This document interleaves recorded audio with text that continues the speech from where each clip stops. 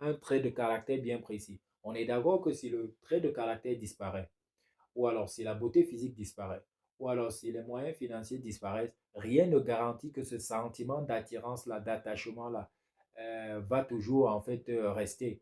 Bon, on ne va pas dire totalement, mais sur 5 cas, au moins 4 vont complètement quoi? Vont complètement changer. Donc, contrairement à quoi? À l'amour d'Allah subhanahu wa ta'ala, qui se manifeste en travers les actes qu'il pose pour procurer du bien, pour faire du bien à l'être humain, et surtout, pour en fait lui donner tous les atouts dont il a besoin pour en fait pouvoir accéder à quoi? Au sa'ada, à la félicité. Alors, إن المحبة عندما تختص بالبارئ تعالى فإنما يقصد منها آثارها الخارجية وليس هذا هو المكان الوحيد الذي يستوجب هذا المعنى والتفسير بل هنالك كثير من الصفات والأفعال الإلهية من هذا القبيل بالضبط كقولنا إن الله يغضب على مذنبين أي يتصرف معهم تصرف الغضبان وإلا فالغضب الذي يعطي معنى الهياج والاضطراب في نفس الإنسان لا يصدق أن يكون في بارئ التعالى أبدا. Alors, il dit que ce que nous venons d'expliquer, la méthode que nous venons d'utiliser, peut être aussi utilisée dans d'autres attributs d'Allah subhanahu wa ta'ala. On lui attribue par exemple quoi? La colère, al-ghadib.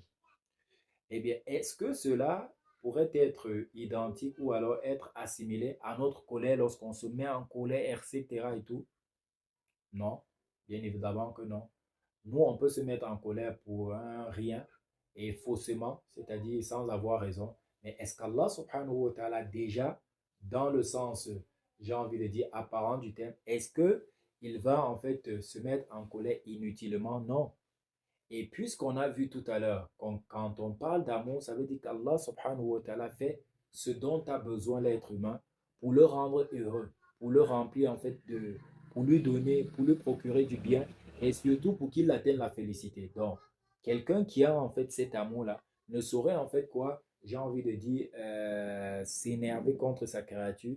Donc, ce qui fait que quand on parle du fait qu'Allah subhanahu wa ta'ala soit en colère, quand on parle de la colère d'Allah, même dans la sourate al-Fatiha, on parle des ghayr maghdubi alayhim, de ceux-là sur qui s'est abattu quoi, la colère d'Allah subhanahu wa ta'ala. Donc, dans une certaine manière, on parle de colère euh, vis-à-vis d'Allah subhanahu wa ta'ala. Donc, ça prend quel sens? Ça prend tout simplement le sens suivant.